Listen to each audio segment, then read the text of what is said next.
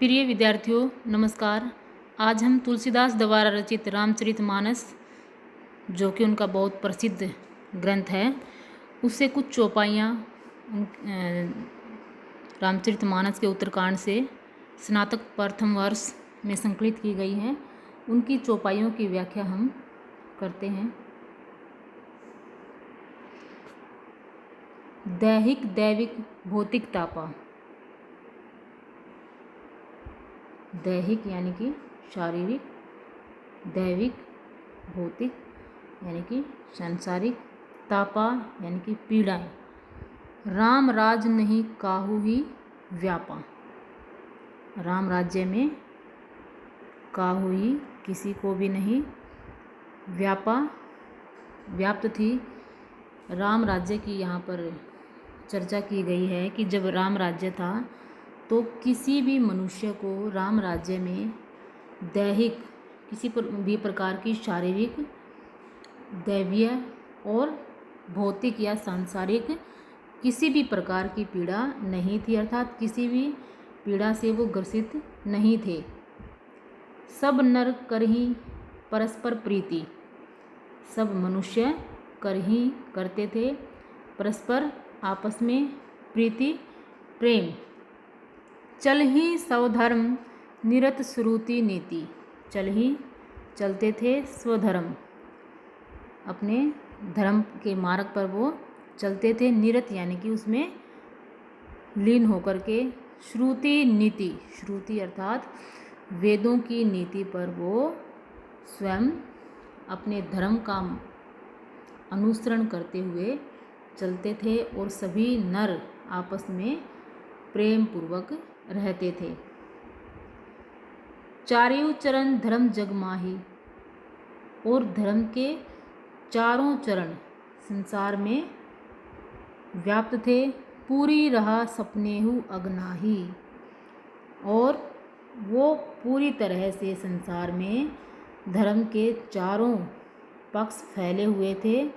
और सपनेहु अघनाही, अघ का अर्थ होता है पाप, और सपने में भी लोग पाप करने के लिए नहीं सोचते थे। राम भक्ति रत नर अरु नारी। राम की भक्ति में, उनकी आराधना में रत लगे हुए थे, लीन थे नर अरु नारी।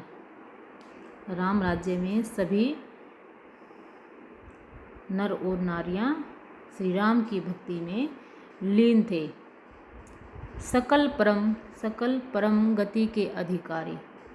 इसलिए वो परम गति अर्थात मोक्ष के अधिकारी थे, क्योंकि वो राम की आराधना में लगे रहते थे। अल्प मृत्यु नहीं कवनियु पीरा। अल्प मृत्यु यानी कि असमय मृत्यु को प्राप्त हो जाना, नहीं कवनियु पीरा। असमय मृत्यु को प्राप्त होने की पीड़ा किसी को भी नहीं थी, अर्थात सभी जीवन को आनंदपूर्ण पूरा करते थे।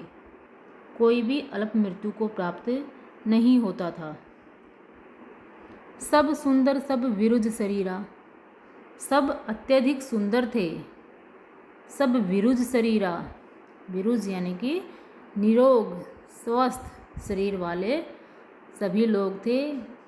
उनको किसी भी प्रकार का कोई शारीरिक कष्ट नहीं था।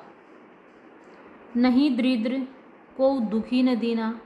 ना ही कोई दरिद्रता और दुखों से पीड़ित था, ना ही कोई वहाँ पर दीनहीन था। नहीं को अबुध न लक्षणहीना, कि ना तो कोई बिना बुद्धि वाला था न लक्षणहीना, और ऐसा भी कोई मनुष्य नहीं था राम राज्य में कि वो लक्षणों से हीन हो। सभी बड़े ही गुणवान थे, बुद्धिमान थे। सब निर्दम्भ, निर्दम्भ यानी कि अहंकार नहीं था, बिना घमंड के थे। धर्म रत पुनि, और धर्म में लगे रहते थे। नर अरु नारी चतुर सब गुणी। नर और नारियां सभी प्रकार से गुणी थे, चतुर थे। सब गुणन्य पंडित सब ज्ञानी। सभी गुणी थे मानो एक पंडित जिस प्रकार से ज्ञान का भंडार होता है, उसी प्रकार से वो पंडित के समान ही ज्ञानवान थे। सब कृतज्ञ नहीं कपट सयानी, किसी में भी किसी प्रकार का कोई कपट नहीं था, एक दूसरे के साथ छल कपट नहीं करते थे, बल्कि उनके ऊपर किए गए उपकारों के लिए वो आभार प्रकट करते थे, कृतज्ञ थे वो। राम राज नभघेस सुनु सचराचर जगमाही। काकभूचुंडी गरुड़ को ये राम कथा सुना रहे हैं और कहते हैं कि हे नभघेस, हे गरुड़ पक्षी तुम सुनो, नभ के ईश्वर तुम सुनो कि सब सचराचर इस संसार में वो जड़ और चेतन सबके स्वामी थे। इस संसार में सभी प्रकार की जड़ और चेतन वस्तुओं के वो स्वामी थे। काल कर्म स्वभाव गुण करत दुख काहू ही नाही। काल कर्म और स्वभाव और गुण से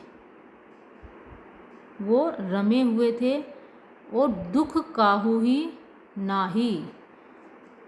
किसी को भी उस काल में राम राज्य के दौरान किसी को भी किसी भी प्रकार का कोई दुख नहीं था।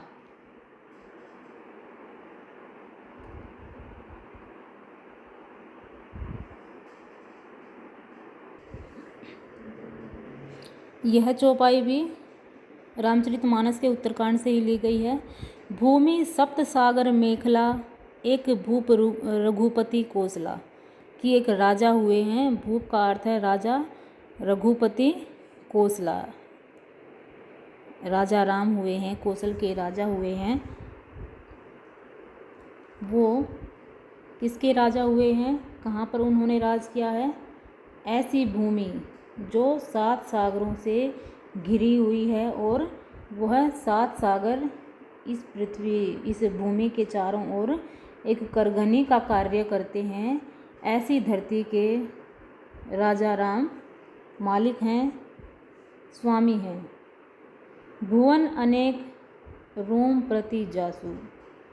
उनके प्रत्येक रोम में, रोम प्रति यानी कि रोम रोम में यह संसार, यानी कि एक संसार उनके रोम रोम में अर्थात प्रति रोम रोम में यह पूरा ब्रह्मांड समाया हुआ है। यहाँ पर उनकी विशालता को प्रदर्शित किया गया है।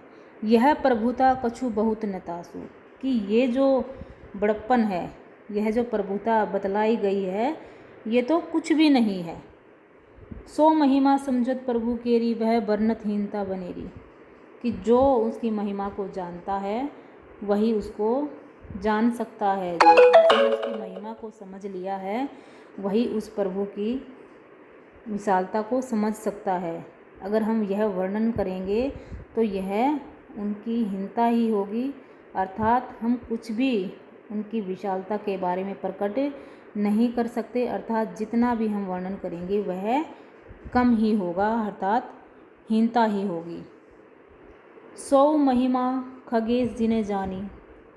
कि वही महिमा हे खगेश जिसने जान ली है, हे गरुड़ पक्षी उस महिमा को, उस विशाल महिमा को जिसने जान लिया है, फिर यही चरित तिन्हु रतिमानी। फिर उसको उस चरित्र में रमा हुआ मान सकते हैं। जिसने उनकी महिमा को जान लिया है वही उसकी लीला के बारे में, उसके चरित्र के बारे में जान सकता है। सौ जाने करफल यह लीला, कहीं महा मुनिवर दमशीला। राम राज्य के बारे में, राम के बारे में कहा गया है कि कोई ऐसा मुनिवर जिसने अपनी सभी इंद्रियों को दमन कर लिया है, वही उसकी महिमा को जान सकता है, वही उसकी लीला को प्राप्त कर सकता है। राम राज कर सुख संपदा, वर्णी न सकई फनी शारदा। राम राज्य के बारे में कहा गया है कि राम राज्य में जो सुख संपदा है, जो खुशहाली है, वर्णी न सकई यानी कि वर्णन नहीं कर सके, फनिस और शारदा, उसको शेष नाग और शारदा भी उसको प्रकट नहीं कर पाए, अर्थात वो भी उसको प्रकट करने में सक्षम नहीं है। सब उदार सब पर उपकारी, श्री राम सब पर उदार हैं, उदार भावना है उनकी, सब पर उपकार करते हैं। विप्र चरण सेवक नर नारी, राम के राज्य में पंडितों के चरणों में सेवक के रूप में नर और नारी लगे रहते हैं, अर्थात राम के राज्य में सभी नर और नारियां ब्राह्मणों की सेवा में जुटे रहते हैं। एक नारी व्रत रत सब जारी, एक नारी व्रत सब जारी, राम राज्य में सभी पुरुष एक नारी का व्रत ग्रहण करते हैं, अर्थात अपनी ब्याहता पत्नी के सिवाय वो किसी अन्य स्त्री को बुरी नज़र से नहीं ताकते। ते मन वच कर्म पति हितकारी, और जो स्त्रियां हैं वो भी मन वचन और कर्म से अपने पति का हित चाहती हैं, अर्थात वो भी पुरुषों की तरह ही एक पति का ही वर्ण करती हैं। दंड जतिन है कर भेद जह नर्तक नृत्य समाज, और दंड किसी को नहीं दिया जाता, अर्थात कोई किसी प्रकार का गलत कार्य नहीं करता तो दंड देने की आवश्यकता ही नहीं पड़ती। कर भेद जह नर्तक, और भेदभाव शब्द का उस समय पर कोई अर्थ नहीं था। भेद शब्द का अर्थ अगर था तो वह नृत्य के क्षेत्र में था। नृत्य की विभिन्न शैलियाँ थी, नर्तक समाज में ही भेद शब्द का अर्थ था। समाज में किसी भी प्रकार का जातिगत आर्थिक किसी भी प्रकार का कोई भेदभाव नहीं था। जीत हूँ मन ही सुनिए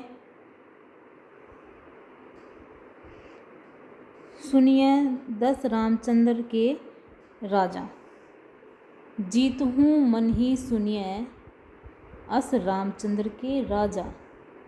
जीतना शब्द निरर्थक था, किसी को हार करके जीतने के रूप में यह शब्द प्रयोग नहीं होता था, बल्कि मन को जीतने के लिए ही जीतना शब्द का प्रयोग किया जाता था।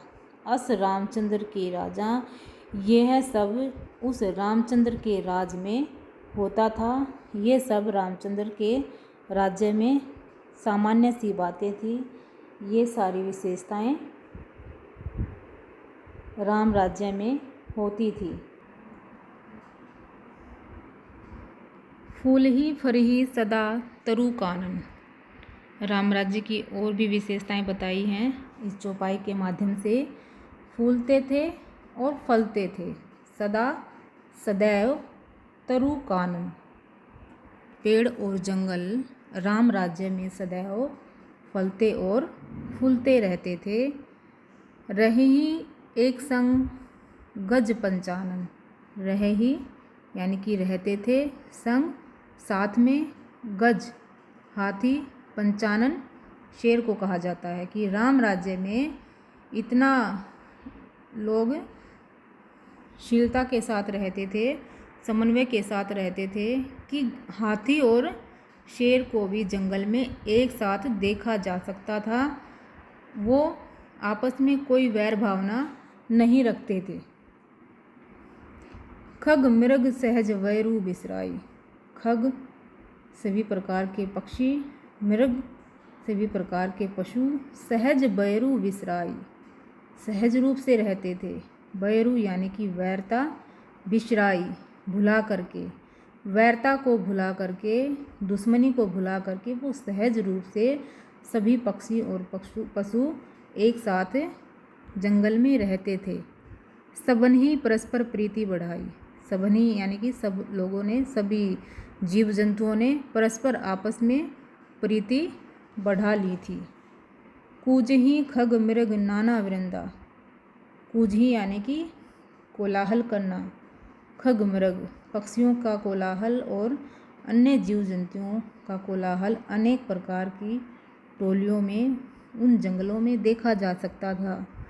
अभय चरही वन कर ही आनंदा। अभय यानी कि निडर होकर के, चर ही चरते थे।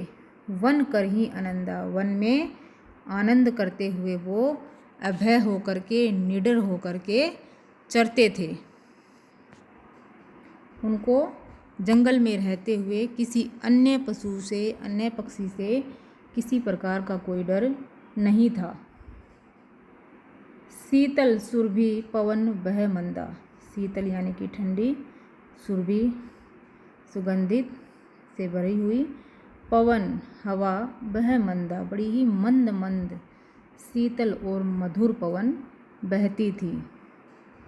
गुंजत अली ले चली मकरंदा, और चारों तरफ भंवरों का गुंजार होता था।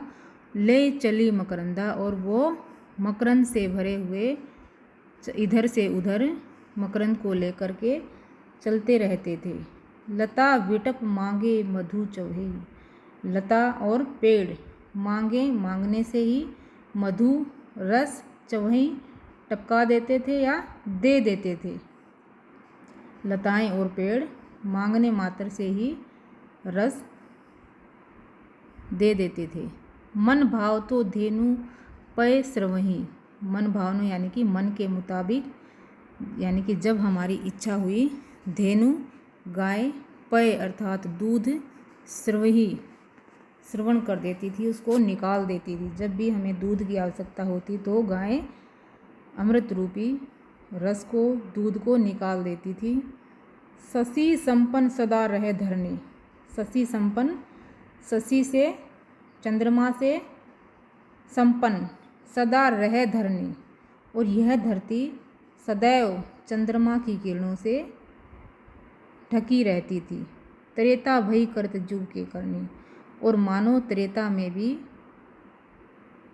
सतयुग का आभास हो रहा हो, ऐसा आभास राम राज्य के समय हो रहा था।